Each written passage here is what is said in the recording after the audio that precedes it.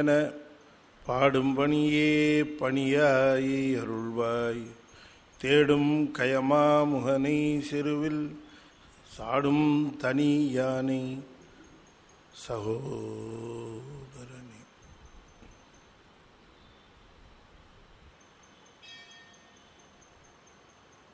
திருச்சிற்றம்பலம்.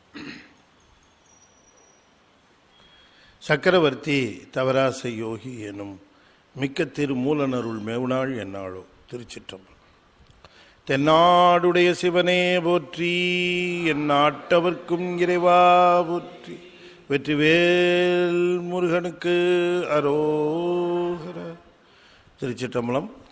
அண்ட சராசரங்களுக்கெல்லாம் அதிபதியாக விளங்கக்கூடிய முருகப்பெருமானுடைய ஒப்பற்ற கருணையினாலே அருள்மிகு கமலநாயர் சத்சங்கமும் புரசை திருநெறி கழகமும் இணைந்து மிகச்சிறப்பாக நிகழ்த்தி வருகின்ற திருமந்திர ஞான வேள்வியிலே நாம் இப்பொழுது தொடர்ந்து சிந்தித்து வருகிற 5ஆம் தந்திரத்திலே சத்தினிபாதம் என்பது பற்றி மேலும் சில செய்திகளை சிந்திப்பதற்கு திருவருள் கூட்டியிருக்கிறது. சரியை, கிரியை, யோகம், ஞானம் என்று சொல்லக்கூடிய 4 பாதங்கள். இந்த 4 பாதங்கள் என்று சொல்லக்கூடிய 4 நெறிகளுக்கு உரிய உறவுகள் தாசமார்க்கம், சத்புத்திர மார்க்கம், சகமார்க்கம், சன்மார்க்கம் என்றெல்லாம் அதற்குரிய உறவு நெறிகள். இந்த 4 நெறிகளில் இருக்கிறவர்கள் சிவபெருமானிடம், சரியையில் நிற்கிறவர்கள் என்ன மாதிரியான உறவு கொள்ள வேண்டும், கிரியையில் இருக்கிறவர்கள் என்ன மாதிரியான உறவை மேற்கொள்ள வேண்டும், யோகத்தில் இருக்கிறவர்கள் என்ன மாதிரியான உறவை பரம்பொருளோடு பிரம்மப்பொருளாக இருக்கக்கூடிய சிவத்தோடு கொள்ள வேண்டும், ஞானம் பெற்றவர்களுக்கு சிவபெருமான் எப்படி விளங்குகிறார். அதனால தான் இந்த சரியையில் நிற்கிறவர்கள் தாச மார்க்கம் என்றும், கிரியையில் நிற்கிறவர்கள் சத்புத்திர மார்க்கம் என்றும், கிரியை செய்கிறவர்கள் தந்தை போல பாவித்து அந்த பூசையை செய்தார். தந்தையை சிவமாகவே பாவித்தல். இன்னும் சொல்லப்போனால் சில நேரங்களில் சிலருக்கு ரொம்ப வாய்ப்பாக தந்தையே குருவாக அமைந்து விடுவார். அவர்களெல்லாம் ரொம்ப ஒரு கொடுத்து வைத்தவர்கள். அவர்களுக்கெல்லாம் நெறி பார்த்தீர்கள்னு சொன்னால் சத்புத்திர மார்க்கமும் சன்மார்க்கமும் ரொம்ப சுருக்கமாக அமைஞ்சு போகும் உங்களுக்கு. உதாரணமாக சொன்னால்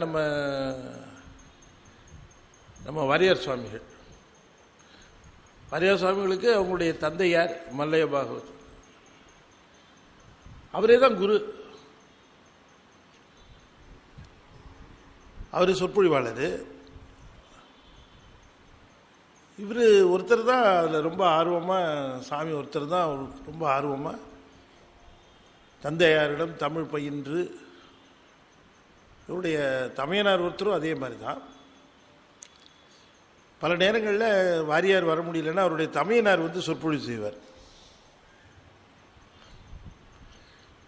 பல சமயம் அது நிகழ்ந்திருக்கு.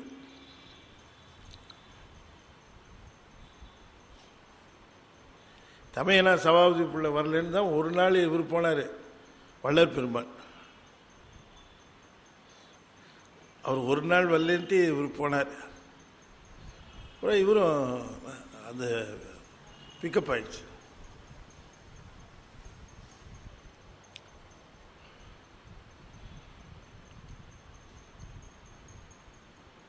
ஆனால் வள்ளல் பெருமானுக்கு குரு கிடையாது. அவர் ஓதாது உணர்ந்தவர். இவருக்கு சாமிக்கு வந்து அவங்க தந்தையாரே குருவாக போனதுனால அது ரொம்ப வெகு சிலருக்கு மட்டுமே வாய்க்கிற ஒரு பெரிய வாய்ப்பு. அப்பாக்கிட்டே கற்றுக்கிறதுக்கு ஒரு பெரிய வாய்ப்பு. இந்த கிரியில் இருக்கிறவர்கள், பூஜை செய்கிறவர்கள் சிவனை தந்தையான்னு நினைக்கணும், தன்னை மகனாக நினைக்கணும், அந்த உரிமை பற்றி செய்யணும். அதனால தான் அது சத்புத்திர மார்க்கம் பூசை. சரியை செய்கிறவர்கள் சாமிகிட்ட ஒன்றும் கேட்கவே கூடாது, அடிமை மாதிரி இருக்கணும், தொண்டு செய்யணும், அவ்வளோதான். அதை கூட இதை கூட கேட்கக்கூடாது. என் கடன் பணி செய்து கிடப்பதே, நின் கடன் அடியனையும் தாங்குதல், அவ்வளோதான். ஆனால் இதில் உரிமை இருக்கே, சத்புத்திர மார்க்கத்தில் உரிமை உண்டு. இன்னும் சொல்ல போனால் சரியையில் உரிமை கிடையாது, கிரியையில் உரிமை இருக்குது. கிரியையில் உரிமை இருக்குங்கிற காரணத்தினால தான் அதை சத்புத்திர மார்க்கம். நாங்கள் தந்தை மகனுக்கு தான் அந்த உரிமை வருங்கிறதுனால கிரியையை சத்புத்திர மார்க்கம் என்று நாம் சொன்னோம். சிவனுக்கு பூஜை செய்கிறது ஏதோ ஒரு யாரோ ஒருத்தர் உங்களுக்கு கொடுத்த தானம்னு நினைக்க வேண்டாம். You have the right. அப்பா கிட்ட பிள்ளைக்கு என்ன ரைட் இருக்கோ அதே மாதிரி சிவனுக்கு பூஜை செய்யறதுக்கு ரைட்ஸ் இருக்கு உங்களுக்கு, அந்த உரிமை. அதனால தான் சிவ பூஜை செய்கிற பொழுது எங்கள் அப்பா நான் பூஜை செய்கிறேன். தந்தைக்கும் மகனுக்கு இருக்கக்கூடிய அந்த உரிமையில் நடுவில் வேற எதுவும் வர முடியாது பாருங்க. அதனால தான் அந்த கிரியையை சொல்லுகிற பொழுது அது சத்புத்திர மார்க்கம் என்று சொன்னார். யோக மார்க்கங்கிற பொழுது யோகத்தில் அந்த சிவமும் அந்த ஆன்மாவும் பகிர்ந்து கொள்ளாத விஷயங்களே கிடையாது. ஆன்மாவோட அவ்வளவு நெருக்கமாக இருக்கிற காரணத்தினாலே சிவத்தை தோழமையாக கருதுகிற நிலை ரொம்ப நெருக்கம். நீ பாருங்களேன், இந்த 3 பேருடைய வாழ்க்கையும் பார்த்தாலே நமக்கு தெரியும். நம்ம அப்பர் சுவாமி, நம்முடைய ஞானசம்பந்தர், சுந்தரர், இவங்களுடைய அந்த நெறிகளை பார்த்தாலே உங்களுக்கு நமக்கு தெளிவாக தெரிஞ்சு போகும்.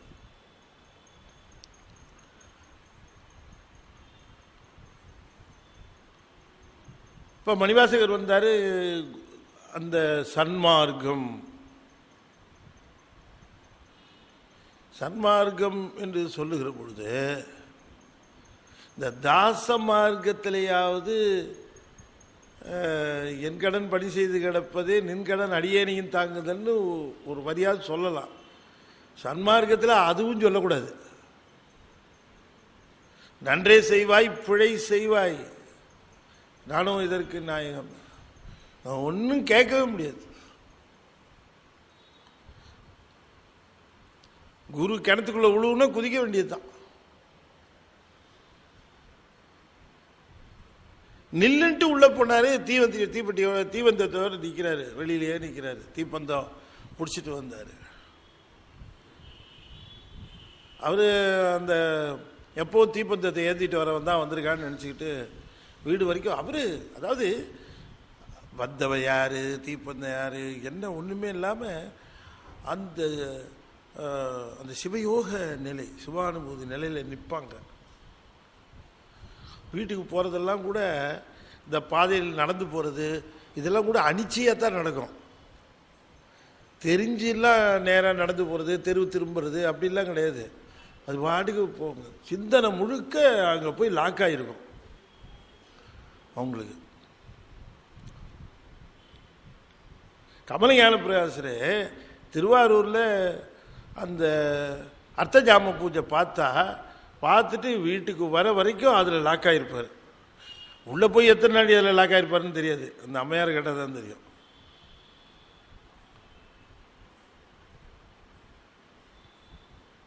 அப்போ அந்த அதுலேயே இருந்து வருகிற பொழுது அந்த சிந்தனை முழுக்க அதுலேயே,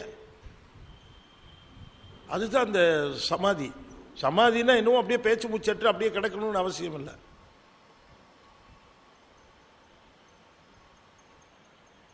இந்த சமாதியில் நிலையில் நடப்பாங்க, போவாங்க, வருவாங்க, பார்ப்பாங்க, எல்லாம் செய்வாங்க. ஆனால் சமாதி நிலையில் இருப்போம். அவர் வந்தார், நில்லு அப்படின்ட்டு உள்ளே போனார். நில்லுன்னாரு, அவ்வளோதான், நின்றுட்டே இருக்கிறாரு. அங்கே அறிவுக்கு வேலையே கிடையாது, குருவுடைய ஆணைக்கு மட்டும்தான். என்னடா ஒருத்தனை நில்லுன்ட்டு உள்ளே போனோமே அவன் என்ன ஆனா அது கூட அவருக்கு தெரியல, உள்ளே போனவர் அப்போ அங்கே இதாக இருக்கார். எப்போ ரிலீஸ் ஆகுதோ அப்போ தான் ரிலீஸ் ஆகும் கொஞ்சம் கொஞ்சமாக. அது பிடிச்சது. சில பேருக்கு ராத்திரி சாப்பிட்டு விட்டுட்டு அப்படி டிவி பார்த்துட்டு இருப்பாங்க, பார்த்துட்டு படுக்க போகும்போது டபக்குன்னு பிடிச்சிரும். இது பிடிச்சதுன்னா அது எப்போ விடுன்னே சொல்ல முடியாது, பிடிச்சதோடையே போயிட்டு இருப்பாங்க. என்னங்க என்னவோ பிடிச்சிருச்சு அப்படின்ட்டு அப்புறம் தைலத்தை தடவி அதை தடவி இதை தடவி அதெல்லாம் ஒன்றுத்துக்கு வேலைக்கு ஆகாது. அது பிடிச்சது தான். அப்படியே போய் உட்காந்து படுக்க முடியாது, ஏன்னா பிடிச்சிருக்குதே. சேரில் ஒரு ஓரமாக உட்காந்துட்டு இப்படியே உட்காந்துருப்பாங்க. அது எப்போ விடுன்னு தெரியாது. இவங்க கண் அசந்து அப்படியே தான் தூக்கிட்டு இருப்பாங்க. ராத்திரி 2 மணிக்கு மேலே இந்த அது பிடிச்சது விடும். சமயத்தில் காலையில் வரைக்கும் கூட இருக்கும், சமயத்தில் 2 நிமிஷத்தில் விட்டுரும். இது மாதிரி பிடிச்சிரும். அது பிடிச்சா எப்போ விடுன்னே தெரியாது. புரிஞ்சுக்கிறதுக்காக சொன்னேன், அது வாயு பிடிப்புன்னு நினச்சிடாதீங்க, சமாதி நிலையில் சொல்கிறேன். அப்போ குருட்ட இப்போ சொன்னேன், என்ன கோவம் வந்துடும் அவனுக்கு. ஏன்னா உள்ளே நெல்லுன்ட்டு நீ பாட்டுக்கு உள்ளே போனீங்க, ஏதோ அவன் ஆளை காணுமே, நான் உனக்கு தீப்பந்தத்தை பிடிச்சிட்டு வந்தா இருட்டில் நடந்து வருவீரேன்ட்டு நான் பிடிச்சிட்டு வந்தேன். என் வேலையாது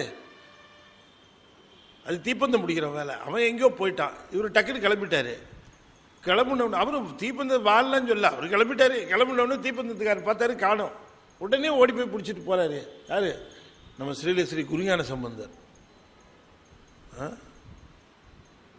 நம்ம ஞானத்திரையில் வந்துருந்தது அது. ஏன்னா இப்படிப்பட்ட பெருமக்கள்லாம் வாழ்ந்த புண்ணிய பூமி இல்லை அது.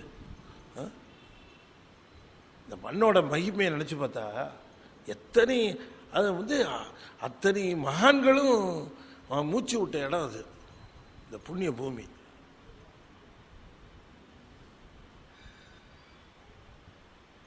அங்கேயே நின்று இருந்திருக்கிற, அவ்வளோதான், முடிஞ்சு போச்சு.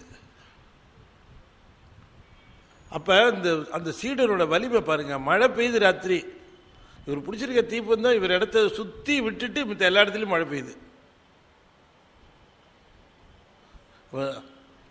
இந்த தவ வலிமை எப்படி இருக்குன்னு பார்த்தேன். குரு தான், குரு சொல்லுதான், குருவே தான், அவ்வளோதான், முடிஞ்சு போச்சு. அதை தவிர்த்து தாண்டி சிந்திக்கவே தெரியாது. அப்படி இருந்தாரு குருஞான சம்பந்தர். அதனால அவருடைய அந்த வலிமையை பார்த்துட்டு தான் நீ உன்னை தொட்டு ஒரு பெரிய ஞான பரம்பரை தொடங்கணும் ஓ அப்படின்னு அனுப்பிச்சி வச்சார். நீ இங்கே இருந்து மடங்கி போகிற ஆள் இல்லை, உன்னால் ஒரு பெரிய ஞான பரம்பரையே தொடங்கணும் போ அப்படின்னு தர்மபுரத்துக்கு அனுப்பிச்சி வச்சார். செழித்து கொழித்துல அந்த மடம் வளர்ந்து எத்தனை பண்டார சாத்திரம் சொல்லுங்க. அவரே 8 நூல் பண்ணார் சாமியை. நினைத்து பார்க்க முடியாத அளவுக்கு இந்த முத்தி நிச்சயம் அதெல்லாம் அவர் செய்து தன்னுடைய குருநாதருடைய மேலே வைத்த தன்னுடைய அந்த சொல்லொணாத பக்தியினாலே வெளிவந்த நூல் முத்தி நிச்சயம். திருச்செந்தூரில் அவருடைய ஒரு பெரிய முயற்சினால அடியன் பேசி அதை நம்முடைய மகா சன்னிதானம் வெளியிட்டுச்சு. அதுக்கு ரொம்ப சந்தோஷம். அந்த சிடி குறுந்தகடு வெளிவந்தது அவங்க மனதார என்னை பாராட்டினாங்க. அதுவே எனக்கு கிடைச்ச ஒரு பெரிய, அவங்க பாராட்டினது எனக்கு இன்னும் குருஞான சம்பந்தரே பாராட்டினது மாதிரி இருந்தது எனக்கு மனசில்.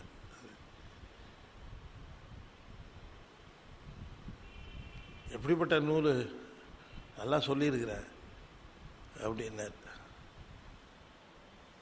அது மாதிரி நூல் கிடைக்கிறதும் கஷ்டம், அந்த மாதிரி ஒரு மகான் கிடைக்கிறதும் கஷ்டம். அப்படிப்பட்ட மகான். அப்படியே அந்த குரு சீடன்னா அந்த சன்மார்க்க நெறின்னா வாழ்ந்து காட்டினேன். இதெல்லாம் நம்ம படிக்கிறோம், புத்தகத்தில் படிக்கிறோம், சொல்கிறோம். அப்படி எங்கேயாவது வாழ்ந்துருக்காங்களா அது மாதிரி கேட்டால் உதாரணம் சொல்லணும்ல. 1000 பாஸ்லேட்ஸ் சொல்லலாம், ப்ராக்டிக்கலாக எக்ஸாம்பிள் காட்டணும்ல. இப்போ இந்த 4 நெறிகளில் இந்த மாதிரி நிற்கிற பொழுது, சரியில கிரியையில் யோகத்தில் ஞானத்தில் நிற்கிற பொழுது சத்தினிபாதம் தொடர்ந்து நிகழ்ந்துக்கிட்டு தான் இருக்கும். அது மந்ததரமாக நடக்கும், மந்தமாக நடக்கும். அப்போ சத்தினிபாதம்ங்கிறது சரியில கிடையாதா சார்னா சரியிலையும் வரும் சத்தினிபாதம். அப்போ தான் அது மந்தம். கிரியையில் இருக்கிற பொழுது இந்த மந்ததரத்திலேருந்து அது மந்தத்துக்கு வரும். யோகத்துக்கு வருகிற பொழுது தீவிரம், ஞானத்துக்கு வருகிற போது தீவிரதரம். அதனால 4 நிலையில் சொன்னாங்க. தீவிரதரங்கிறது தான் நிறைவான சத்தினிபாதம். சத்தினிபாதம் ரொம்ப வேகமாக நிபாதம் சக்தி நீ பாதம் அப்படின்னா வீழ்தல் தான் அர்த்தம். விரைந்து வீழ்தல். உதாரணத்துக்காக சொல்றேன். சும்மா ஒரு பெரிய ஒரு இடத்துல ஒரு 25 பேர் உட்கார்ந்துருக்கிறாங்க. அங்கே என்ன நடக்குதுன்ட்டு உட்கார்ந்துருக்காங்கன்னு வச்சுக்கோ. தவகடின்னு நடுவில் ஒரு பெரிய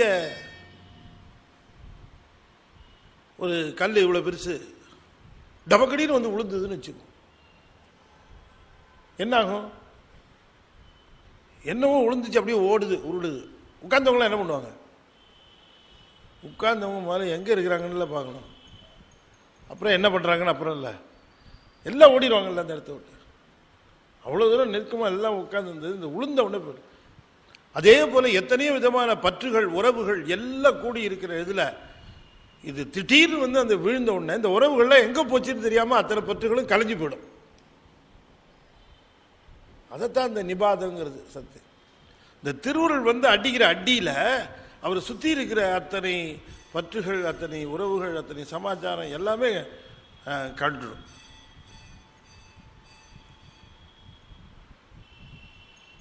அப்போ அந்த மாதிரியான நிகழ்ச்சி எப்பொழுது நிகழ்கிறது? அது ஞான நிலையில் நிகழ்கிறது. இருந்தாலும் ஒவ்வொரு ஸ்டேஜ்லேயும் அது நிகழ்ந்துக்கிட்டே தான் வருது.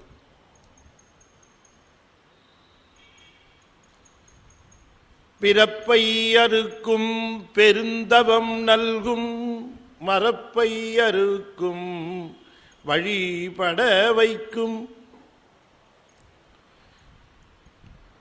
பிறப்பை அறுக்கும் பெரும் தவம் நல்கும் மரப்பை அறுக்கும் வழிபட வைக்கும்.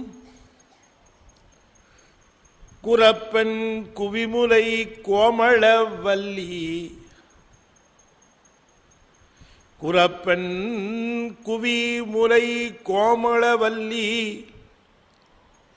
சிறப்பொடு பூசனை செய்ய நின்றவர்க்கே பூசனை செய்ய நின்றவர்க்கே பிறப்பை அறுக்கும் சிறப்பொடு பூசனை செய்ய நின்றவர்க்கே பெருந்தவம் நல்கும் சிறப்பொடு பூசனை செய்ய நின்றவர்க்கே மரப்பை அறுக்கும்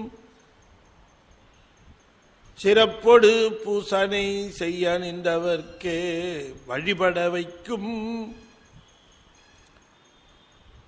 யாரை சிறப்போடு பூசனை செய்யணும்? குரப்பெண் குவிமுலை கோமளவல்லி. குரப்பெண்ணாரு. குரப்பெண், குறவர்கள் மலையில தானே இருப்பாங்க. குரப்பெண்ணா மலைப்பெண். மலையரசன் மகளங்கிறத திருமூலர் குரப்பெண் குரத்தின்னாரு. யார? அம்பாளை. மலையில பிறந்தவள் தானே.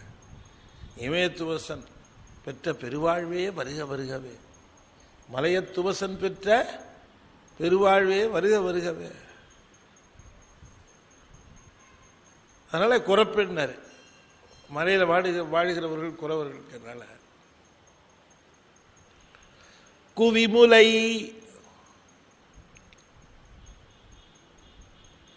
இந்த அந்த குவிமுலை அப்படிங்கிறதுக்கு அது என்ன அடிப்படையான பொருள்னு நாம் தெரிஞ்சுக்கணும். முன்பு இல்லாது இருந்து பின்பு தோன்றுவது. அது ஆன்மாவிற்கு முன்பு இல்லாதிருந்து பின்பு வருவது தான் ஞானம். ஞானம் மறைந்திருந்தது, அது மறைந்திருந்தது முன்பு இல்லாதது போல தோன்றியது, அது இப்போ வெளிப்பட தோன்ற ஆரம்பிக்கும். அப்படி தோன்ற ஆரம்பிக்கிற பொழுது ஒன்று அபரஞானம், இன்னொன்று பரஞானம். இந்த இரண்டையும் இரண்டு முலைகளாக சொல்லுவது வழக்கம். அப்படி குவிமுலை அபரஞானம் பரஞானம் என்ற இரண்டினாலும் உயிர்களை பாலூட்டி வளர்க்கிறாள் தாய். கருணைக்கடலாக இருக்கிற அம்பாள் இந்த குழந்தைக்கு பாலை ஊட்டி ஊட்டி வளர்க்கிறாள். அது என்ன பால்?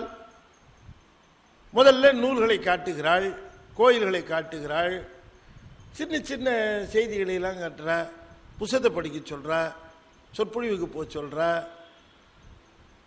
தானா ஒரு குருந்தகளை கேட்க சொல்கிறா, மற்றவர்கள் என்ன சொல்லுகிறார்கள் கேட்க இப்படியெல்லாம் கொஞ்சம் கொஞ்சமாக அதில் ஈடுபாடு செய்ய வச்சு இந்த அபரஞானம் என்று சொல்லக்கூடிய நூல் ஞானத்தை தருவார்.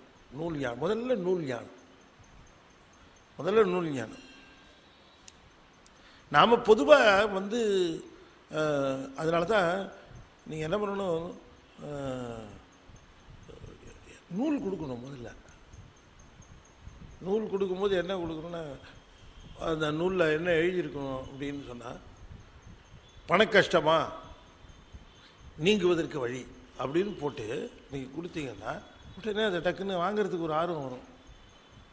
முக்தி வேண்டுமா அப்படின்னு ஒரு புத்தகம் கொடுத்தீங்கன்னா, ஏன்னா இருக்கிறது உனக்கு பிடிக்கலையா, நீ அதுக்குள்ளே எனக்கு என்ன முக்தி, பத்திரமா வச்சுக்கிட்டு போயிடுவோம்.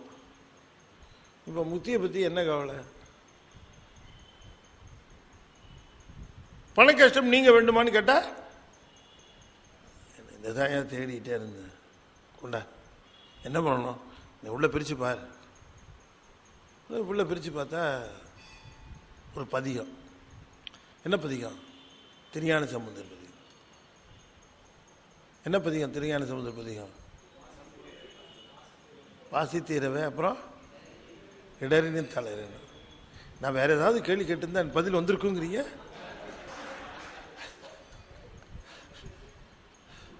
பார்த்தீங்களா எவ்வளோ பிரபலமாக இருக்குது? பார்த்தீங்களா? இப்போ இதுவே நான் வீடு பேர் பெற, அதை இன்னும் ராமலிங்கம் புஸ்தகம் காட்டுறது, வீடு பேர் பெற அப்படின்னு ஒரு பதிகம் இருக்குது. வேணுமான்னு கேட்டால், பத்திரமா நீங்களே வச்சுருங்க ஐயா, உங்களுக்கு தான் அதிகமாக தேவைப்படுது அப்படின்னு. இல்லை, எதுக்கு சொல்ல வரேன்னா, நீங்கள் என்ன பண்ணணும், ஒவ்வொருத்தரும் கையில் ஒரு 10 புஸ்தகம் வச்சுக்கணும். ஒரு 10 புஸ்தகம் வச்சுக்கணும். அந்த 10 புஸ்தகத்துலேயே இப்போ நீங்கள் சொன்னீங்களே 2 பதிகம். இப்போ நாம் ஒன்றும் பொய் சொல்லலை. இப்போ மற்ற சமயத்துக்காரன் இருக்கானே, அவன் அடிச்சு கொடுக்கறது எல்லாம் அவனுக்கும் தெரியும் பொய்ன்னு, அடிச்சு கொடுத்தவனுக்கும் தெரியும் பொய்ன்னு.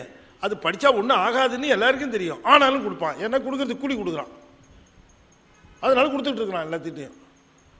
ஏ பாவியே திரும்பி பார் அப்படின்னு. புஸ்தகம் இருக்கணும் திரும்பி பார்க்க மாட்டான், வாங்கணும்னு திரும்பி பார்க்க மாட்டான், அது ரோட்லேயே குப்பையாக கிடக்கும்.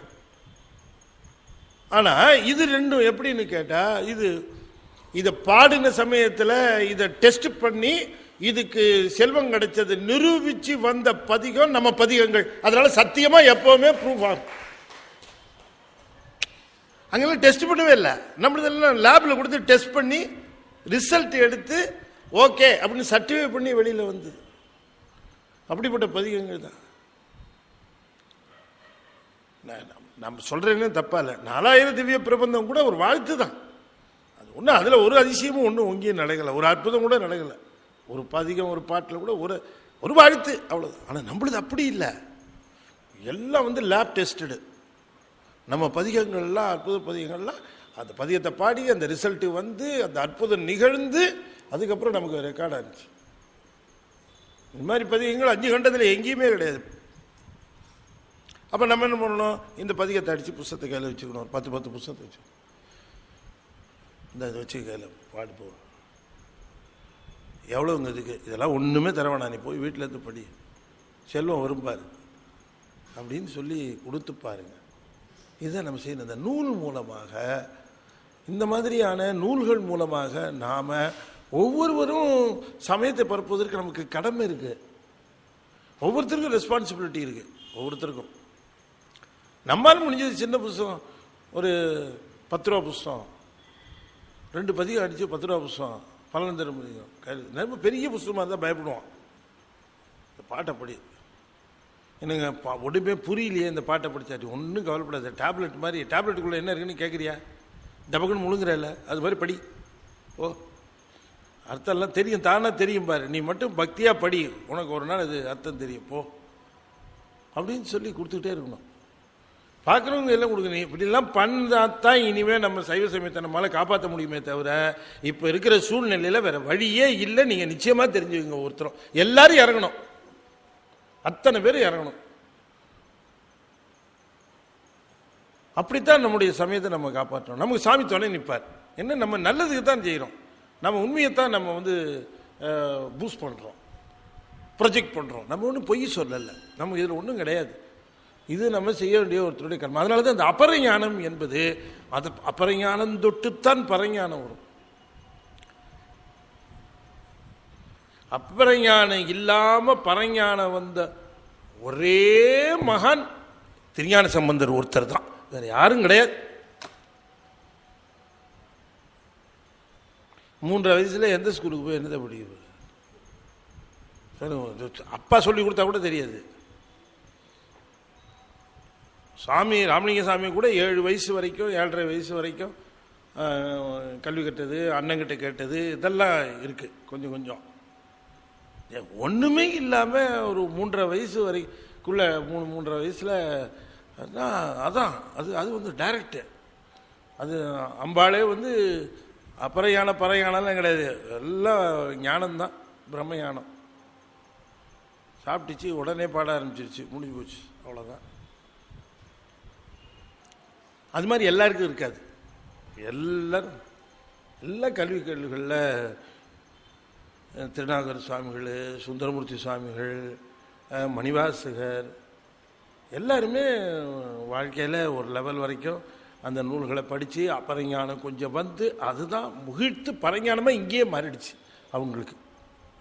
நம்ம கூட அபரஞானத்தை பரஞானமாக மாற்றுறதுக்கு அம்பாள்கிட்ட போய் நிற்கணுங்கிறார் சுவாமி, தெளிவாக சொல்கிறார்.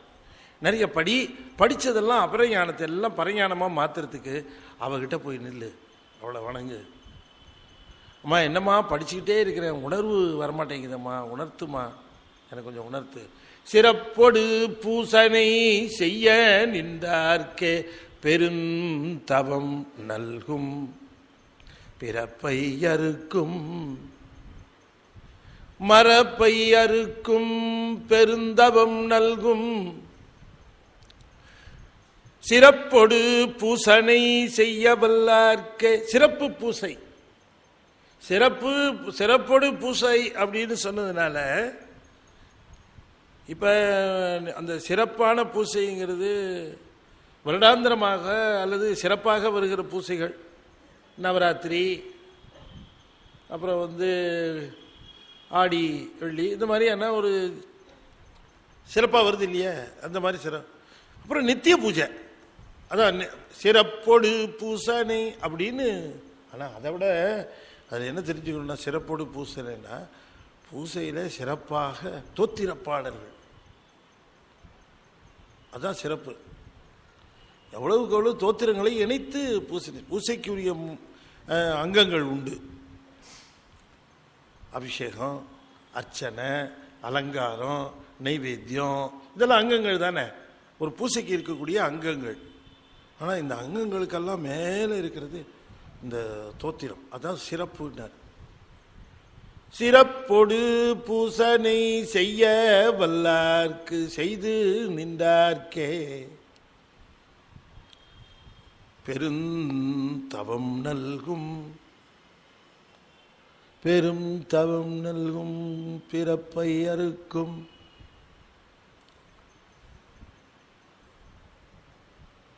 சிறப்பொடு பூசனை செய்து நின்றார்க்க பிறப்பை அறுக்கும், பெருந்தவம் நல்கும். அந்த பெருந்தவங்கிறது தான் அந்த சரியில் இருக்கிறவர்களுக்கு கிரியையை தரும், கிரியையில் இருக்கிறவர்களுக்கு யோகத்தை தரும், யோகத்தில் இருக்கிறவர்களுக்கு ஞானத்தை தரும். அது அடுத்தம். தவம்னா நமக்கு இது தானே, பெரும் தவம் நல்கும், அதனாலே பிறப்பை இருக்கும். அதைத்தான் முதல்ல போடணும். சிறப்பொடு பூசனை செய்து நின்றார்க்க பெருந்தவம் நல்கும். நாம சிவனை வழிபடுவதாக நினைத்து நீங்க பூஜை செஞ்சாலும் அது அம்பாளுக்கு தான் சேரும். நீங்க சிவன்னு நினைச்சு வழிபாடு செஞ்சா கூட அது போய் சேருது அம்பாளுக்கு தான். அது அம்பாள் தான், அவ அம்மை தான், அம்மையாக நின்று தான் அவன் அருள் செய்கிறான், அம்மை தான். அதனால அம்மானு கொஞ்சம் நாம அவளை வணங்கணுங்கிறாரு. யாரு? அப்புறம் எங்கேருந்து சார் சக்தி வழிபாடே கிடையாதுன்னு சொல்ல முடியுமா நம்ம? சொல்லுங்கள். எல்லாத்தையும் இதில் அடைக்கும். சக்தி வழிபாடுன்னா சாக்தங்கிறது தனியாக இல்லை, அது கொண்டு போயிட்டாங்க தனியாக. இங்கேதே உள்ளுக்குள்ளேயே இருக்குது. சிறப்பொடு பூசணி செய்து செய்தாருக்கே இல்லை, செய்து நின்றாருக்கு. அப்படி தானே இருக்கு. ஆமாம், அது செஞ்சு நிற்கணும். அதில் பூசையை செஞ்சுட்டு ஓடுறதுலேயே இருக்கக்கூடாது. பூசை செஞ்சு ஓடிட்டு வந்துடுறாங்க, பூசையை முடிச்சுட்டு வந்துடுறாங்க சார்ன்றான். பூசையை முடிச்சுட்டு நிற்கணும். அங்கே இந்த நின்றாருக்கேங்கிறது ரொம்ப ரொம்ப முக்கியம். நிற்கணும். ஒருத்தர் பேசிட்டு போனார்னா பேச்சு நிற்கணும். அவரோடய சேர்ந்து பேச்சும் போயிடுச்சுன்னு வச்சுக்கோங்க. வந்தாருங்க, பேசினாரு, போயிட்டாரு. என்ன பேசினாரு அதுவும் கூடவே போயிடுச்சு அப்படின்னா அது பேச்சு நிற்கணும். அதனால சில பேர் நின்றுட்டே பேசுறேங்கிறான். ஏன் பேச்சு நிற்கணும் சார் அப்படி? இது நின்று பேசுறதுனால பேச்சு நிற்காது. இந்த எவ்வளோ கணக்காக சொன்னார் பாருங்க. பூசனை செய்து நின்றார்க்கே, அதில் நிற்கணுமா அந்த உணர்வோட. அந்த பூசை செஞ்சதுக்கு அப்புறம் அந்த மனசுல அப்படி ஒரு நிறைவு வரும் பாருங்க. இந்த பூஜை பண்ண உடனே அப்படியே அந்த மனம் ஃபுல்லாக அப்படியே என்னவோ ஒரு மகிழ்ச்சி, அப்படியே ஒரு மகிழ்ச்சி, அப்படியே ஒரு இருமாப்பு, ஒரு பெருமிதம், அது நிலவணுங்கிறார். அதனால தான் அந்த நின்றாருக்கு அது துணை வினை இல்லை. செய்து நிற்றல் வந்து நின்றான் அது மாதிரி இல்லது. செய்து நின்றாருக்கேன்னா அதிலே தோய்ந்தாருக்கேன்னாரு. பூசனை செய்து அதில் தோய்ந்தார்க்கே, அதில் தோயணும். தோய்ந்து நின்றவர்களுக்கு பெருந்தவம் நல்கும், பிறப்பை அறுக்கும். ஆஹா, அதுதானே வேணும். பிறப்பை அறுக்கிறது தானே வேணும்.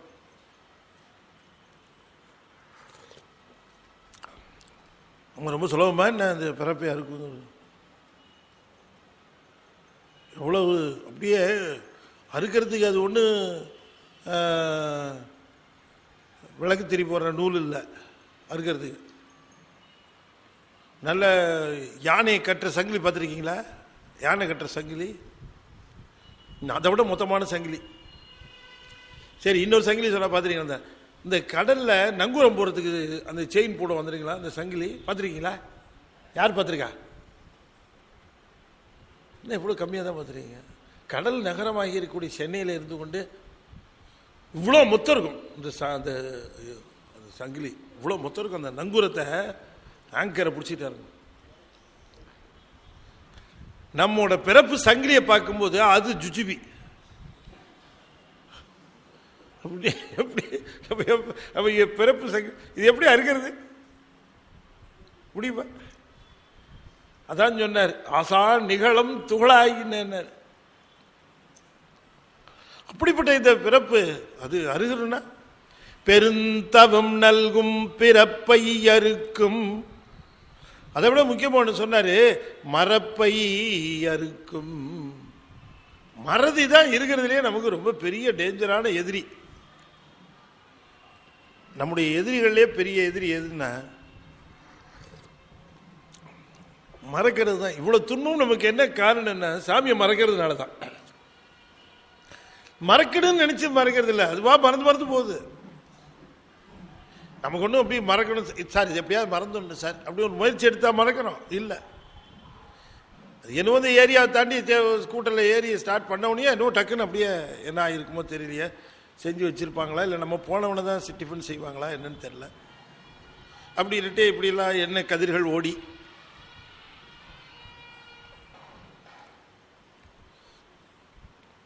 அதனால தான் அந்த அம்மையார் வேண்டுமோடு கூட ரொம்ப தெளிவாக கேட்டாங்க.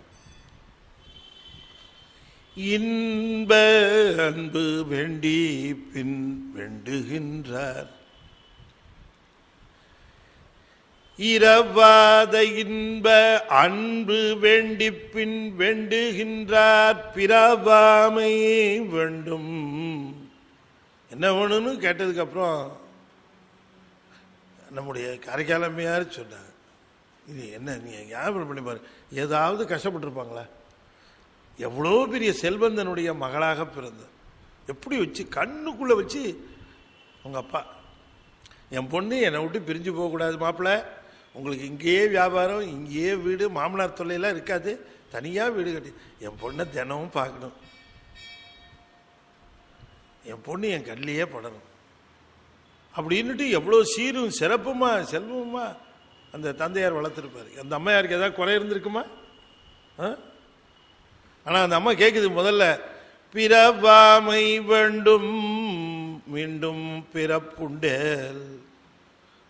ஒருவேளை பிறப்பு இருக்குன்னா பிறவாமை வேண்டும், ஆனால் உங்ககிட்ட அப்படிலாம் கண்டிஷன்லாம் போட முடியாது. சிவபெருமான்கிட்ட போய் கண்டிஷன் போட முடியுமா? எனக்கு இதுதான் வேணும், அப்படி தான் வேணும், இப்படி தான் வேணும் கேட்க முடியுமா அவர்கிட்ட போய்? யாருக்கு? காரைக்கால் அம்மையாரே இப்படி சொல்கிறாங்க. எவ்வளவு பக்தி, எவ்வளவு நெருக்கம், எவ்வளவு அன்பு, இப்படி உடையவர்களே சாமிகிட்ட சொல்கிறாங்க. யோசனை வந்துருச்சு, பிறவாமை வேண்டும் மீண்டும் பிறப்புண்டேல் உனை என்றும் மறவாமை வேண்டும். அந்த மறவாமை ரொம்ப நம்ம ஒவ்வொரு நாளும் சாமிகிட்ட அதை கேட்கணும். சாமி நீ எதை வேணா என்கிட்ட எடுத்துக்க, ஆனால் உன்னை மறக்கிற அந்த தன்மையை மட்டும் நீ கொடுத்துடாது.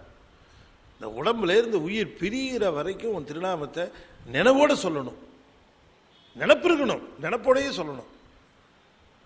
மகாதேவா, அண்ணாமலையா, காலத்தீயப்பா, கபாலீஸ்வரா, மகாதேவா, தோற்றியூரா, வான்மியூரா, தாயுமானா, எல்லாம் அப்படின்னு அந்த திருநாமங்களை எல்லாம் நான் உணர்வோடு சொல்லணும்.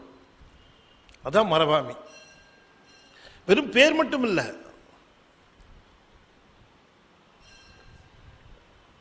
மறவாமை அவ்வளவு முக்கியம். மறவாமை வேண்டும் இன்னும் வேண்டும் அறவாணி ஆடும்போது உன் அடியின் கீழ் இருக்க என்றார். இரவாத இன்ப அன்பு வேண்டி பின் வேண்டுகின்றார், பிறவாமை வேண்டும் மீண்டும் பிறப்புண்டேல் உனை என்றும் மறவாமை வேண்டும். இன்னும் வேண்டும் அறவாணி ஆடும்போது உன் அடியின் கீழ் இருக்க என்றார். அந்த மறவாமையாகிய அந்த வரம் தருவானாம். பிறப்பருக்கும் பெருந்தவம் நல்கும் மரப்பை அறுக்கும் வழிபட வைக்கும். இந்த சிறப்போடு பூசணி செய்கிற பொழுது எத்தனை பிறப்புகள் வந்தாலும் அத்தனை பிறப்புகளிலும் வழிபட வைக்குமா, வழிபட வைக்கும். அந்த புண்ணியம் சிவபுண்ணியமாக தொடரும், வழிபட வைக்கும்.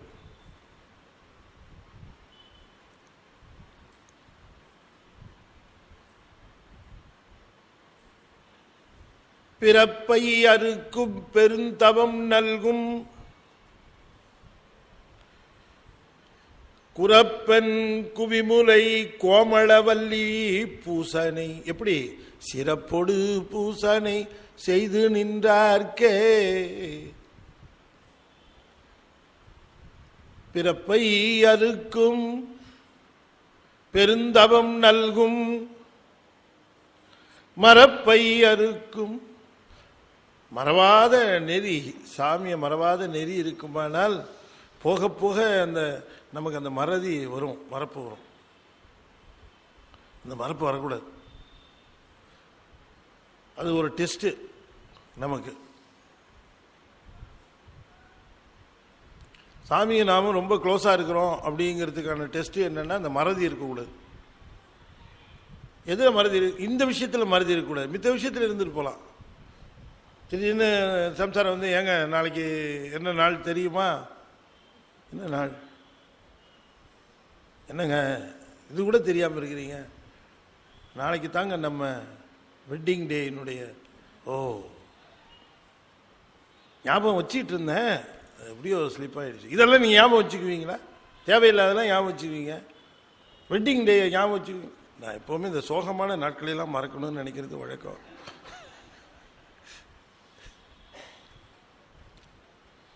உங்களுக்கு இன்னும் அந்த இது போகல, இருக்கட்டும் அப்படின்ற அந்த அம்மா. அது எத்தனை வருஷம் ஆனாலும் அவங்களுக்கெல்லாம் அந்த வெட்டிங் டே, பர்த்டே இதெல்லாம் ரொம்ப கீனாக இருப்பாங்க. நமக்கெல்லாம் எல்லாம் ஒரே டே ஆகிடும். அட போங்கப்பா அப்படின்ட்டு அது மறக்கலாம். ஆனால் மகா சிவராத்திரி மறக்கக்கூடாது, பிரதோஷம் மறக்கக்கூடாது, பெருமானுடைய திருக்கோலம் மறக்கக்கூடாது, அண்ணாமலையாருடைய திருக்கோலம் மறக்கக்கூடாது, அதெல்லாம் மறக்கக்கூடாது. பதிகம் மறக்கக்கூடாது. பதிகத்தை அப்படியே அந்த சித்தத்தில் கொண்டு போய் வச்சோம்.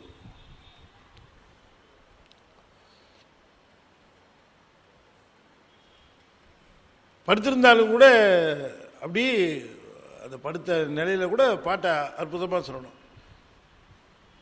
அந்த பதிகங்களை அருமையாக சொல்லணும். இதெல்லாம் பெரிய துணை. ஆனால் ஊற்றத்தோடு பார்த்து படிக்கணும். ஊற்றத்தோடு பார்த்து படிச்சுக்கிட்டே இருந்தோம்னா நின்றுடும் அந்த பதிகம். அதுதான் பெருந்துணை நமக்கு. நமக்கு என்ன பெருந்துணைன்னா, நம்முடைய தோத்திரங்கள், நம்முடைய தேவாரம், திருவாசகம், இதெல்லாம் பெரிய பெருந்துணை. சிவபுராணம் எப்பவும் சொல்லணும், கையில் வச்சிருக்கணும். சிவபுராணம் எப்போவுமே. கோயில் திருப்பதிகம் கையில் வச்சு.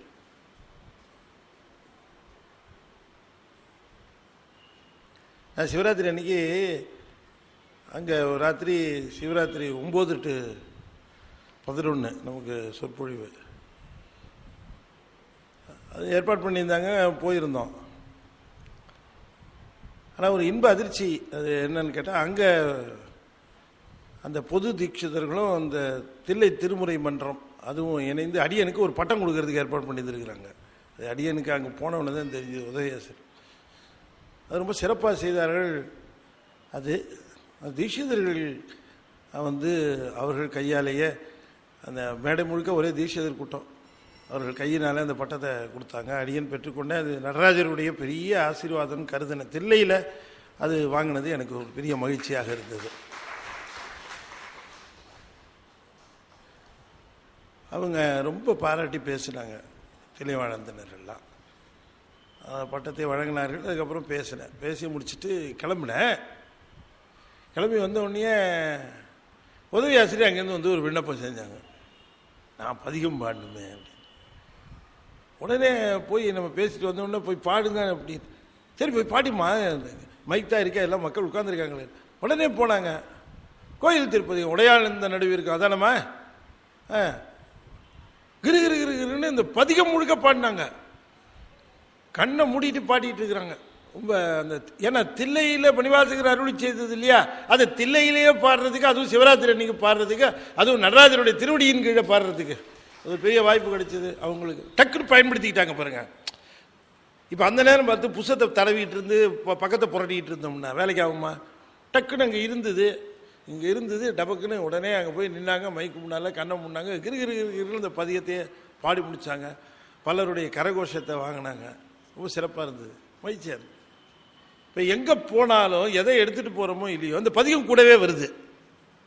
அப்படி நம்ம கூட பதிகங்கள் வரணும் நம்ம கூடவே. அதை சொல்கிறதுக்கு தான் இந்த நியூஸ் சொன்னேன். பட்டம் வாங்கினது அப்புறமா நைஸாக துணை செய்தியாக சொன்னேன். என்ன அது அவங்க அது எனக்கு ரொம்ப மகிழ்ச்சியாக இருந்தது. இந்த மாதிரி பதிகங்கள் சிவபுராணம் இப்போ எப்போ கேட்டாலும் சிவபுராணம் ஆடிட்டு சொல்லுவார். சிவபுராணம் சொல்லுங்க என்ன டக்குன்னு சொல்ல ஆரம்பிச்சிடுவார். ஏன்னா அதெல்லாம் எப்போ பார்த்தாலும் ஓதி ஓதி ஓதி அப்படி கையில் வச்சிருக்கு. திருமுருகாற்றுப்படை ரொம்ப பவர்ஃபுல் டூலு.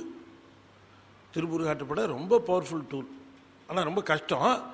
நீங்கள் பாடி மட்டும் அதை கைமசம் வச்சுருந்தீங்கன்னு வச்சுக்கோங்க, அவ்வளவு வலிமை.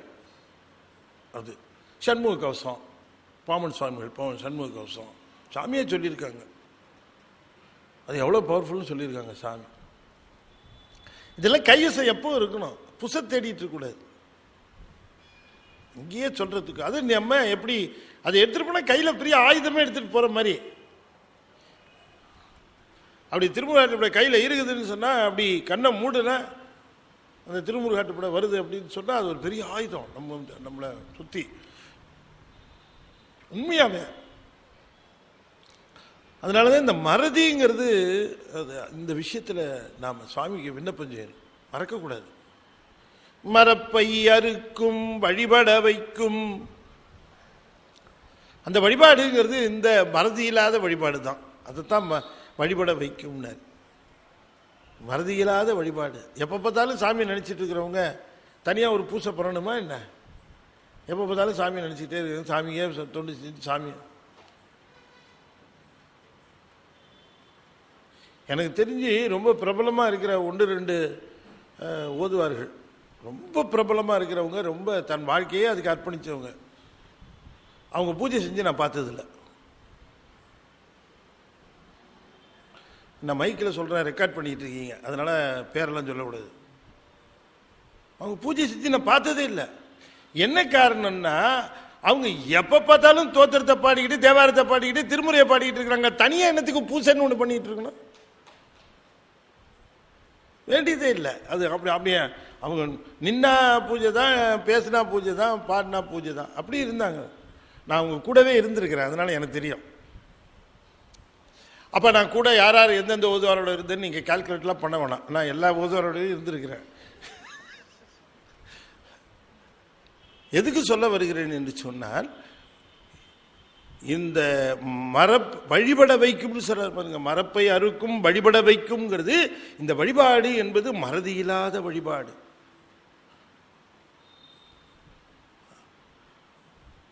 அயரா அன்பில் அரண்கடல் செல்லும். இந்த அயரா அன்பு தான் மறவாமை, மறவாமையாகிய அன்பு.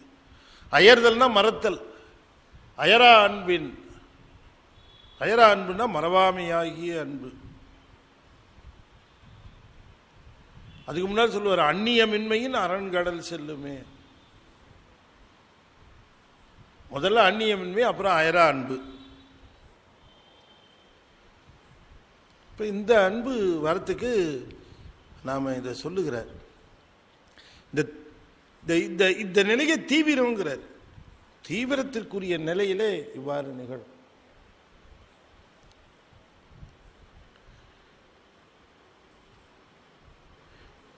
நனிகிடின்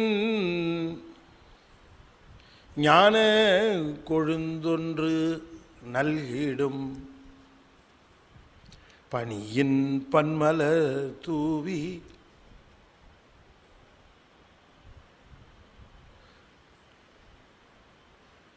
அந்த தீவிரமான நிலையில்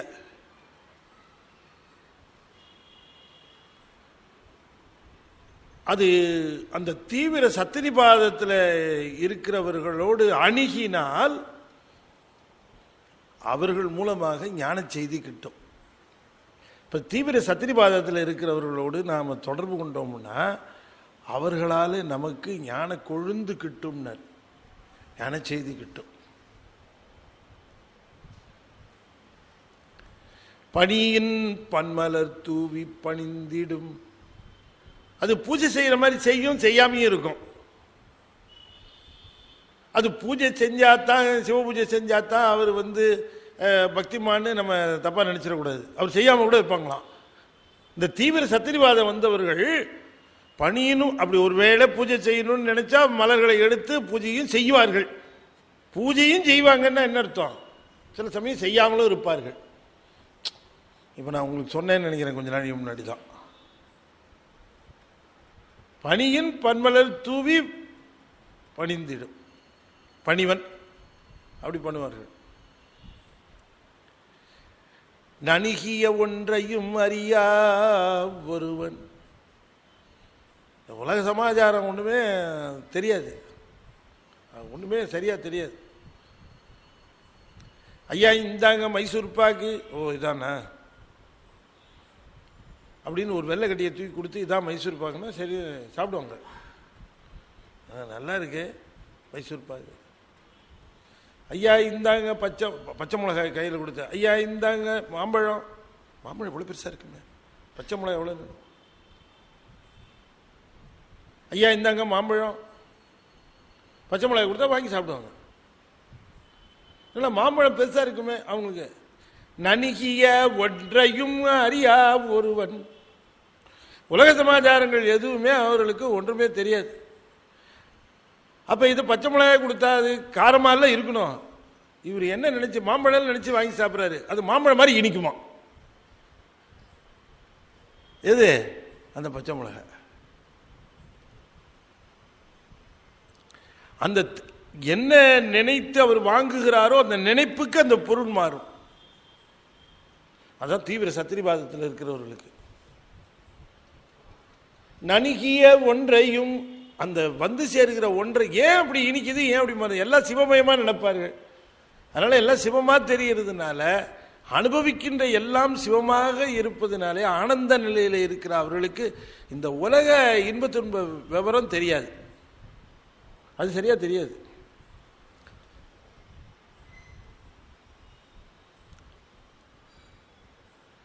நனிகிடின் ஞான கொழுந்து ஒன்று நல்கிடும். உமாபதி சிவம் கொற்றங்குடியில் அது மடத்தில் பூசை பண்ணுவார்.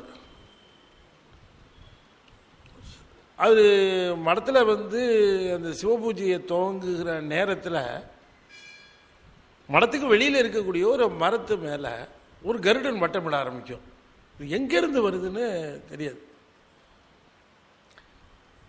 ரொம்ப நாளாக எல்லாரும் நோட் பண்ணுறாங்க, சாமியும் உமாபதி சிவமும் நோட் பண்ணுது. இது பூஜை பண்ண போக ஆரம்பித்த உடனேயே அது அப்படியே வட்டப்படும். மேலே உட்காரவே உட்காராது. இப்போ எத்தனை மணி நேரம் பூஜை பண்ணாலும் பூஜை பண்ணிட்டு வெளியில் வந்த பொழுது வெளியில் வந்து அப்படி அண்ணாந்து பார்த்தா அந்த கருடன் அப்படியே பார்த்து ஒரு அப்படி கீழே அப்படி சர்ன்னு இறங்கி உமாபதி சிவத்துக்கு முன்பாக வந்து அந்த திருநோக்கத்தை பார்த்துட்டு திருன்னு பறந்துட்டு போயிடும். இது ரொம்ப நாளாக பார்த்துட்டு இருந்திருக்கிறார். ஒவ்வொரு தடவையும் இவர் பூசைக்குள்ளே போகும்போதே அப்போ தெரியாது இல்லையா, மடத்தில் இருக்கவங்களுக்கு சொல்லிட்டு போயிடுவார். மடத்தில் இருக்கவங்க கரெக்டாக சாமி வந்துருச்சு கருடன், நீங்கள் உள்ள நுழைஞ்சோடனே வந்துருச்சு சாமி. அந்த கருடன் அது பருந்து இல்லை, அது வேறுபாடு தெரிஞ்சுக்கணும். கருடன் வேறு பருந்து வேறு. இது ஒவ்வொரு நாளும் அப்படி இவர் பூஜைக்கு போய் அப்படி வெளியில் வருகிற பொழுது அது வட்டமிடுற அது வந்து இவருக்கு முன்னால் நின்று சிவபூஜை முடிச்சுட்டு வந்து இவரை சேவிச்சு தரிசனம் பண்ணிட்டு இவருடைய அந்த நயன தீட்சை அது அப்படி கண்ணால் பார்க்குறாரு இல்லையா, அந்த நயன தீட்சையை வாங்கிக்கிட்டு போயிடுமா. பல நாட்கள் நடந்ததை இவர் கவனிச்சுட்டே வந்திருக்கிறார். ரொம்ப நாளாக நடக்குது. ஒரு நாள் சாமி நினைக்கிறாரு, இந்த கருடன் இத்தனை நாள் வருது, என்னைக்காவது ஒரு நாள் தவறி இருக்குமான்னா தவறலை, இத்தனை நாளும் வருகிறது. அது இவ்வளவு என்னுடைய சீடர்கள் என்னை வணங்குவதை காட்டிலும் இன்னும் ஊற்றமாகவும் தோய்வாகவும் இது வந்து நம்மளை தரிசனம் பண்ணுறதுக்காக இவ்வளோ தூரம் சுற்றி இருந்துட்டு நான் இப்போ சிவபூஜை முடிச்சுட்டு வருவேன்னு பார்த்து பூஜை முடிச்சுட்டு வந்தோடனே தரிசனம் பண்ணிட்டு வணங்கிட்டு உடனே போதே அப்படின்னு நினச்சிட்டு அந்த ஞான திருஷ்டியில் பார்க்கிறார். அதனுடைய முந்தைய பிறப்பு நிலைகளை பார்க்கிறார். உயர்ந்த ஞான குரு அப்படி பார்க்க முடியும். உயர்ந்த ஞான குருவாக இருந்தால் நம்ம போய் அப்படி உட்கார்ந்தவனே நம்முடைய முந்தைய பிறப்பு என்னன்னு பார்த்துருவாங்க. லேட்டஸ்ட்டாக என்ன பிறப்பு, அதுக்கு முந்தின பிறப்பு என்னன்னு பார்ப்போம். டக்குனு அதனால தான் ஏற்றுக்க மாட்டாங்க, யாரையும் சீடராக ஏற்றுக்க மாட்டாங்க. அந்த பிறப்புகளினுடைய முடிவு இப்போ வந்திருக்கிறதுனுடைய நிலை முந்தைய பிறப்பினுடைய அந்த நிலையினுடைய தொடர்ச்சியாக இது இருந்தால் தான் அந்த சீடனை ஏற்றுக்குவாங்க, இல்லாட்டி சீடனை ஏற்றுக்க மாட்டாங்க. அதனுடைய தொடர்ச்சியாக இருக்கணும். அவங்களுக்கு தெரியும். இது பார்க்கிறார். அந்த தீட்சையில் பார்த்த உடனே அந்த அதனுடைய தவம் தெரிஞ்சுது. அது மேலே ரொம்ப இறக்கப்படுறார். இறக்கப்பட்டு என்ன பண்ணார், அடுத்த நாள் பூஜைக்கு வருகிற பொழுது அப்படி வந்தார். அது வெளியில் அப்படி வந்து அப்படி பார்த்த உடனே அதுக்கு அந்த சத்யோ நிர்வாண தீட்சை அதுக்கு கண்ணு மூலமாகவே கொடுத்தார் சாமி உமாபதீஷம். அவ்வளோதான். சின்ன ஒளி கீற்று வந்தது. கருடன் சிவமுத்தி அடைந்தது.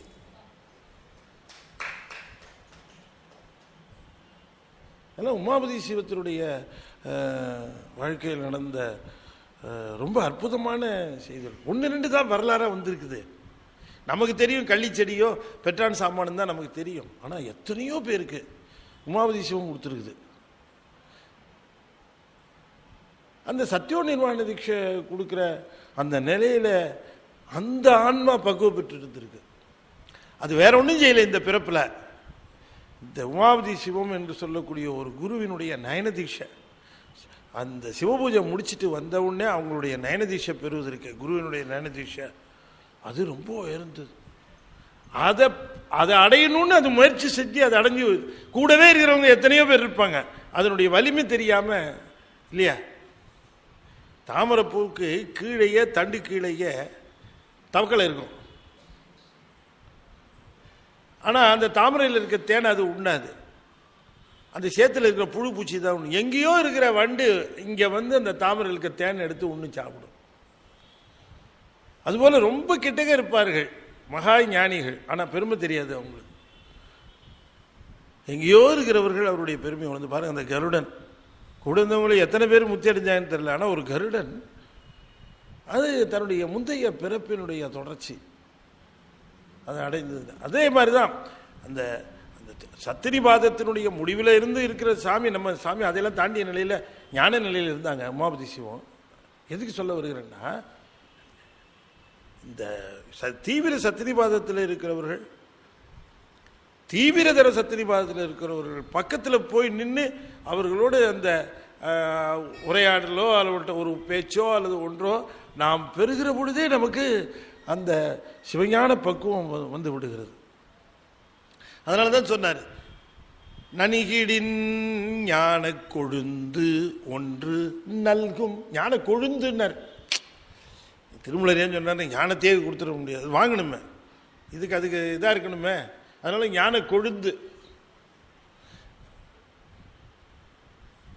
நனிகிடின் ஞான கொழுந்தினை நல்கும் பன்னிடின் பன்மலர் பன்மலர்களை தூவி அதை பூசை கூட பண்ணும். ஆனால் பண்ணணும்னு அவசியம் இல்லை. நன்னிய ஒன்றையும் அறியாது ஒருவன். ஒன்னையும் தெரிஞ்சுக்க மாட்டாங்க இந்த உலகத்தில், வேறுபாடு கருதாது நிற்பார்கள். நணுகும் உலகத்தார்க்கு ஆவி அது ஆமே. இவர்கள் எங்கே போய் நிற்கிறார்களோ அங்கே அந்த இடத்திற்கு இவர்கள் உயிர் போல விளங்குவார்கள். அந்த உயிர் போல விளங்குகிற அந்த தன்மையுடையவர்களாக இருப்பாங்க. இருக்கிற இந்த உலகத்தில் அவர்கள் எந்த உலகம் சென்றாலும் சரி, அந்த இடத்துல இருக்கிற மக்களுக்கு அவர்கள் உயிர் போல விளங்குவார்கள். விடிய காத்தால நேரம் அவர் போய் அப்படி உட்கார்ந்து இருக்கிறார். அந்த மரத்தில் தம்பி அனுப்பிச்சிருக்கிறாரு, போய் பெரியம்மா பிள்ளை அவர் போய் எடுத்துகிட்டு வரேன்ட்டு போயிருக்கிறாரு பூஜைப்பட்டி. இவர் உட்கார்ந்துருக்கிறாருங்க. விடிய கால நேரம் அந்த திருச்சியை தாண்டி விராலிமலைக்கு கொஞ்சம் முன்னாடி பலன்னு விடியுது. கொஞ்சம் கொஞ்சமாக ஆட்கள் போருகிறார்கள். இவரை பார்த்தவொடனே நிற்கிறாங்க.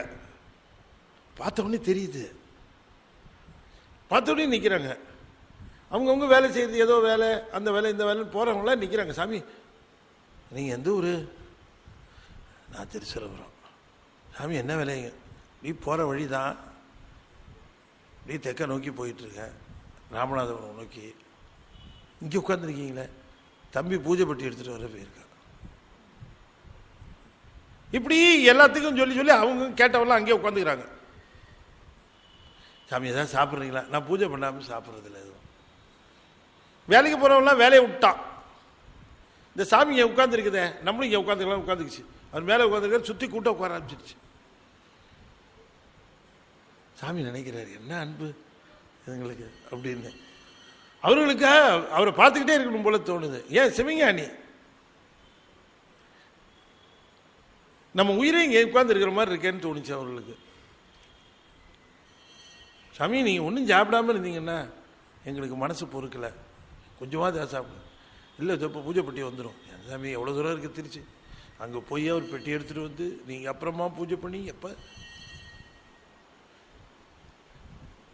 இல்லை அது வழக்கம் இல்லை.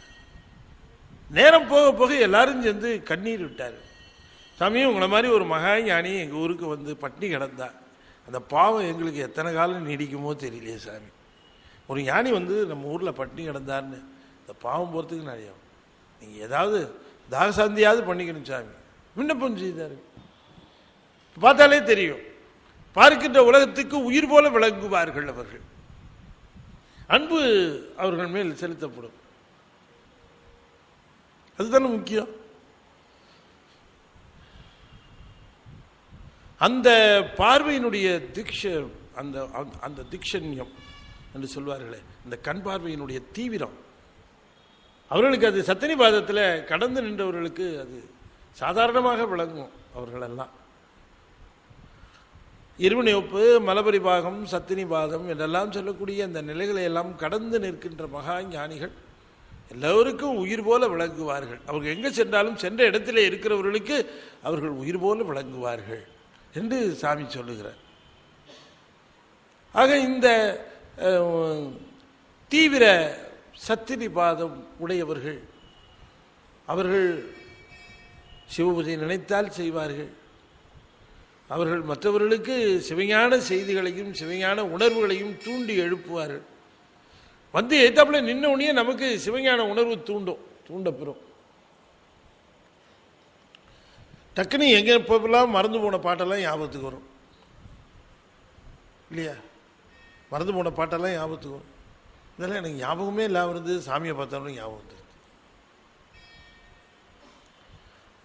அதனால தான் நம்ம அருணகிரிநாதன் சொன்னார், உனைத்தினம் தொழுதிலன் உனது இயல்பினை உரைத்திலன் பல மலர் கொடு நடியினை உறப்பணிந்திலன் ஒரு தவமிலன் உனது அருள் மாறா உளத்துள் அன்பினரு உறைவிடம் அருகிலன். அது எவ்வளோ ஒரு முக்கியமாக சொன்னார் பாருங்க. 7 குற்றம் சொல்றார் இதில். உனை தினம் தொழுதிலன் உனது இயல்பினை உரைத்திலன் பல மலர் கொடு நடியினை உறப்பணிந்திலன் ஒரு தவமிலன் உனது அருள் மாறா, இதான் முக்கியம், உனது அருள் மாறா உளத்துள் அன்பினர் உறைவிடம் அருகிலன். பெரியவங்களுடைய வாசம் தெரிஞ்சுவிடும். அவங்க எங்கே இருப்பாங்க, அவங்களுடைய இருப்பிடம் என்ன, அவங்க எப்போ எங்கெங்கே பேசுகிறாங்க, எங்கெங்கே இருக்கிறாங்க, எங்கெங்கே கூடுகிறார்கள் அப்படின்னு அவர்களோடு அந்த தொடர்பை வைத்துக் கொள்ளுது. அதை அருணகிரிநாதர் சொல்லுகிறார். அது பெரிய தவங்கிறார். அதான் சாமி இங்கே சொல்லுகிறாரு, நணுகும் உலகவர்க்கு ஆவி அது ஆமே. அந்த உலகத்தில் இருக்கிற அந்த உலகம்ன்றது அந்த இடத்துல இடம், அந்த இடத்துல இருக்கிறவர்களுக்கு உயிர் போல விளங்குவார்கள். உனது அருள் மாறா உளத்துள் அன்பினர், அருள் மாறா உளத்துள் அன்பினர் அதான் சத்திரிபாதத்தில் இருக்கிறவர்கள். உறைவிடம் அருகிலன் விருப்பொடு உன் சிகரம் வலம் வருகிலன் ஒப்பொடு உன் புகழ் துதி செய்ய விழைகிலன். அப்போ இது நாம் தெரிந்து வைத்துக் கொள்ள வேண்டும். சைவ பெரியவர்களை பற்றி நாம் தெரிந்து வைத்துக் கொள்ள வேண்டும். அவர்கள் இருப்பிடத்தை தெரிந்து வைத்துக் கொள்ள வேண்டும். அவர்களோடு உறவாட வேண்டும். அவர்கள் உறவாடுகின்ற இடத்திலே நடமாட வேண்டும். அவர்கள் நடமாடுகின்ற இடத்திலே நாம் கூட வேண்டும். இதெல்லாம் ரொம்ப முக்கியம் என்று சொல்லுகிறார். இங்கே திருமூலர் ரொம்ப அற்புதமாக அதை தெரிவிக்கின்றார். என்று சொல்லி இந்த அளவில் இன்றைய தினம் இந்த தீவிர சத்தினிபாதத்தை பற்றி நாம் சிந்திச்சோம். நீ அடுத்தது தீவிர தரம் சத்தினிபாதம். இந்த இங்கே தான் இந்த இருவினை ஒப்பும் மலபரி பாகத்தை பற்றியே பேசுகிறார். இது வரைக்கும் அந்த இருவினை ஒப்பும் மலபரி பாகம் வராது. அது வரும், இருக்கும், கொஞ்சம் கொஞ்சமாக படிநிலையில் இருக்கும். அது முற்று பெற்று இருவினை ஒப்பு மலபரி பாகம் சத்தினிபாதம்னு அந்த தீவிர தரத்தில் தான் நிற்கும். அதை தெளிவாக அடுத்த தடவை அந்த இடங்களில் பேசுகிறார் என்று சொல்லி இப்பொழுது 5 எடுத்து 5 முறை ஓதுவேன். நண்பர்கள் தொடர்ந்து ஓத வேண்டும் என்று திருடி பணிந்து வேண்டிக் கொள்கின்றேன். ஓம் நமச்சிவாய்.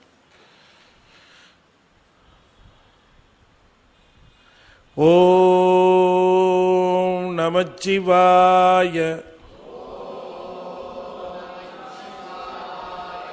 ஓம் நமச்சிவாய.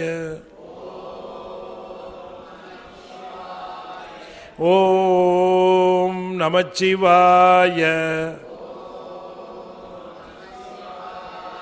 ஓம் நமச்சிவாய. ஓம் நமச்சிவாய. திருச்சிற்றம்பலம்.